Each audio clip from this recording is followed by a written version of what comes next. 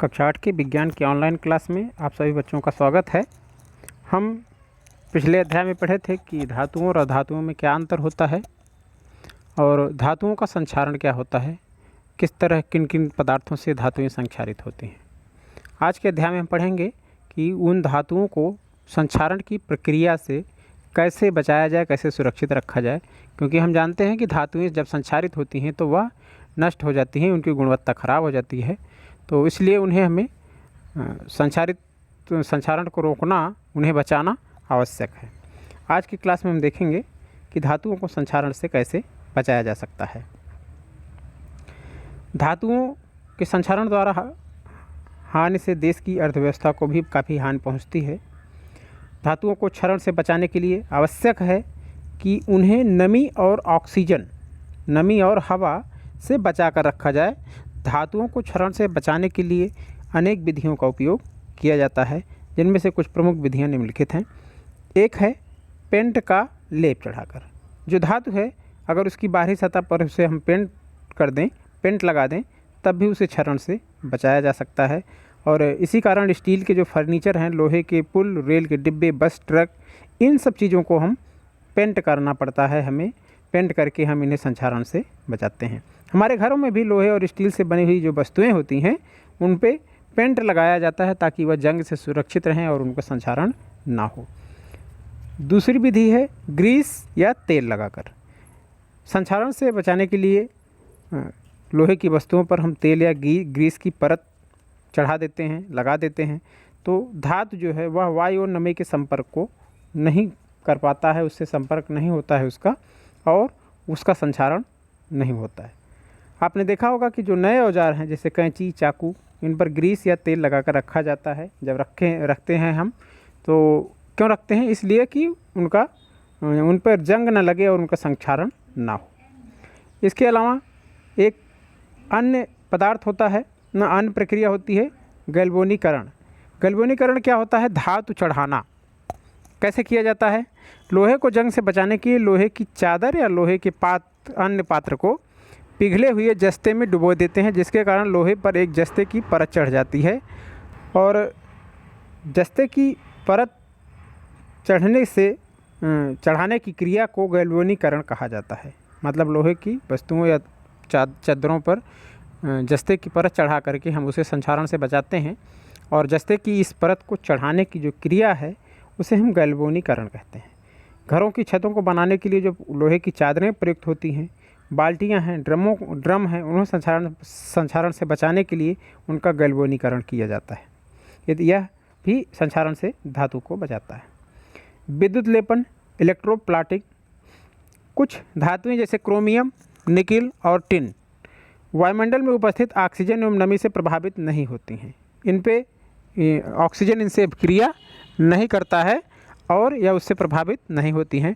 और तो क्या होता है कि लोहे के क्षरण को रोकने के लिए उसके चारों ओर इन धातुओं का लेप कर देते हैं, इलेक्ट्रोप्लेटिंग कर दी जाती है चारों ओर लोहे के क्षरण को रोकने के लिए। एल्युमिनियम के ऊपर एल्युमिनियम ऑक्साइड की परत जम जाने से उसकी चमक नष्ट हो जाती है, लेकिन क्षरण रुक जाता है। एल्युमिनियम को क्षरण से बचाने के लिए उसके ऊपर एल्युमिनियम ऑक्साइड का विद्युत लेपन कर दिया जाता है। चमक तो कम हो जाती है एल्युमिनियम की, लेकिन वह एल्युमिनियम ऑक्साइड बन जाने के कारण एल्युमिनियम का संक्षारण नहीं होता है।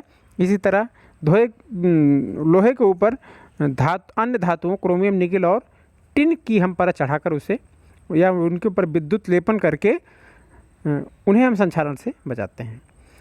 एक तरीका और भी है मिश्र धातु बनाकर। मिश्र धातुएं कभी कभी एक धातु में दूसरी धातु या अधातु मिला देने पर वह अधिक कठोर, अस्थायी और संक्षारण से सुरक्षित हो जाता है। और इसी तरह जो स्टेनलेस स्टील है वह बनाया जाता है। यह स्टेनलेस स्टील लोहा और कार्बन का मिश्र धातु है। लोहे में कार्बन को मिला दिया जाता है तो स्टेनलेस स्टील बनता है और यह संक्षारित नहीं होता है, इसमें आसानी से जंग नहीं लगती है।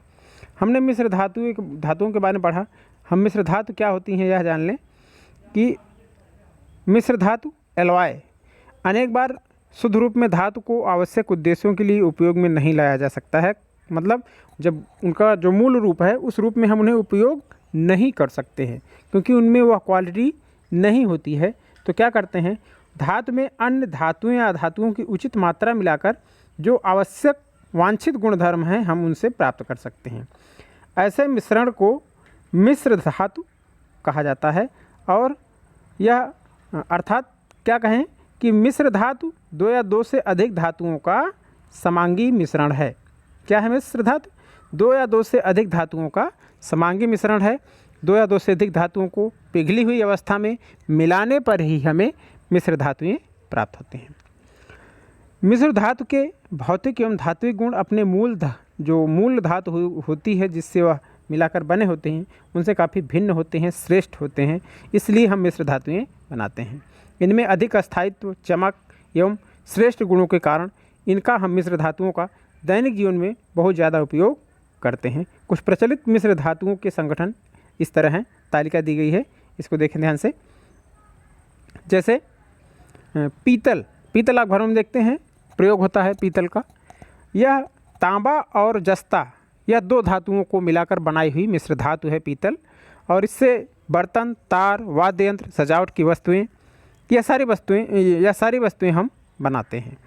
कांसा होता है, कांसा तांबा एवं टिन को मिलाकर बनता है, इसी से सिक्के बनते हैं, घंटा बनता है, और मेडल और गहने बनाने में हम कांसे का उपयोग करते हैं। यह तांबा एवं टिन का मिश्रण होता है और एक मिश्र धातु होता है। सोल्डर काफ़ी महत्वपूर्ण मिश्र धातु है। यह सीसा और टिन को मिलाकर बनता है और इसका उपयोग सोल्डर का विद्युत परिपथों में टाँका लगाने में किया जाता है। स्टेनलेस स्टील, आजकल हर जगह लिखा होता है स्टेनलेस स्टील। स्टेनलेस स्टील जो है वह लोहा, क्रोमियम और निकिल, इनसे मिलकर बनता है। तीन तरह के धातुओं से मिलाकर बनाया जाता है और इससे हम बर्तन बनाते हैं, उपकरण अनेक प्रकार के बनाए जाते हैं। छुरी कांटे बनाने में भी चूँकि यह कठोर भी होता है और संक्षारित भी नहीं होता है, इसलिए स्टेनलेस स्टील का उपयोग हम करते हैं। तो स्टेनलेस स्टील लोहा, क्रोमियम और निकिल से बनी हुई एक मिश्र धातु है। तो यह हम देखते हैं घरेलू उपयोग में तमाम तरह की मिश्र धातुएं हम उपयोग में लाते हैं। मिश्र धातु के विशिष्ट गुण होते हैं। क्या होते हैं? पहली चीज़ कि मिश्र धातु जो मूल धातु होती है प्रायः उससे अधिक कठोर होती है, मतलब उससे ज़्यादा मजबूत होती है। शुद्ध सोना तो बहुत मुलायम होता है, इसलिए अगर शुद्ध सोने से आभूषण बनाए जाएं तो ज़्यादा टिकाऊ नहीं होते हैं, तो इससे आभूषण नहीं बनाया जाता है या नहीं बनाया जा सकता है।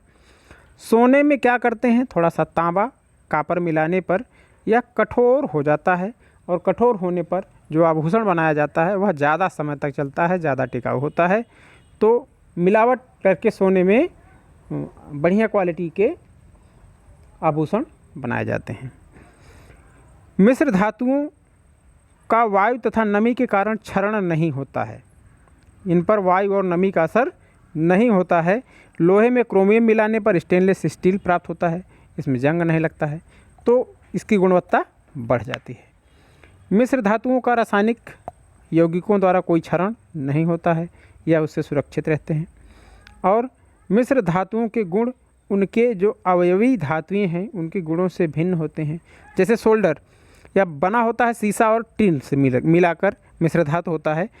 सोल्डर का गलनांक सीसा और टिन दोनों के गलनांक से कम होता है, इसी कारण इसका उपयोग धातुओं के टुकड़ों अथवा तारों को जोड़ने में किया जाता है। तो यह मिश्र धातुओं के विशिष्ट गुण हैं, इनको स्क्रीनशॉट लेकर के आप जरूर याद कर लें कि क्या क्या इनके विशिष्ट गुण होते हैं। अगला हमारा टॉपिक है पिग आयरन।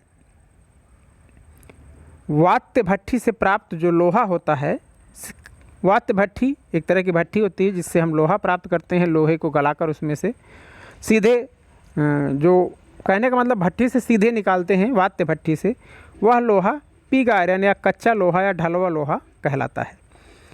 इसमें होता क्या है, इसमें 93% लोहा होता है और 4 से 5% कार्बन और दूसरे से सल्फर, फास्फोरस, सिलिकॉन, ये सब अशुद्धियाँ होती हैं, लेकिन 93% तक क्या होता है, लोहा होता है। ऐसे लोहे को हम, ऐसे आयरन को पिग आयरन कहते हैं। इन सल्फर, फास्फोरस और सिलिकॉन की अशुद्धियों के कारण इसका गलनांक कम होता है और यह भंगुर होता है। इसका उपयोग पाइप, स्टोरेज टंकी, नहाने के टब, कूड़ादान आदि बनाने में किया जाता है, जिसे हम पिग आयरन के नाम से जानते हैं। इस्पात, यह भी लोहे से बना हुआ का ही दूसरा रूप है, जिसमें आयरन जो है वो 98.8% तक होता है। 98 से 99%, 99.8% तक जो है इसमें लोहा होता है और शेष जो है 0.25% या 1.5% जो है वह सिलिकॉन, फास्फोरस, सल्फर या मैग्नीज की अशुद्धियाँ पाई जाती हैं। इसका उपयोग मोटर गाड़ी, नट बोल्ट इन सब के निर्माण में किया जाता है। पिग आयरन तथा इस्पात भी जो है वह एक तरह की मिश्र धातु ही है, क्योंकि इसमें दूसरी धातुएं भी मिली हुई होती हैं या अधातुएं मिली हुई होती हैं, इसलिए इसे हम मिश्र धातु के रूप में भी जानते हैं। लेकिन इस्पात काफ़ी मजबूत होता है और पिग आयरन जो है वह भंगुर होता है, उसमें आघातवर्धकता का गुण नहीं पाया जाता है। तो यह अध्याय इसी के साथ पूरा हुआ, अधातुओं के गुणों के साथ। अब हम देखते हैं कि हमने इस अध्याय में क्या क्या सीखा। महत्वपूर्ण चीज़ है, क्या सभी अयस्क खनिज होते हैं, किंतु सभी खनिज अयस्क नहीं होते हैं। इसका अर्थ क्या हुआ? सभी अयस्क खनिज होते हैं लेकिन सभी खनिज अयस्क नहीं होते हैं। मतलब है कि पृथ्वी से जितनी भी चीज़ें खोदकर ज़मीन के नीचे से निकाली जाती हैं वो सब की सब अयस्क खनिज कहलाती हैं। चूँकि हम मिट्टी से खोद के निकालते हैं इसलिए हम उन्हें सभी को एक नाम देते हैं खनिज।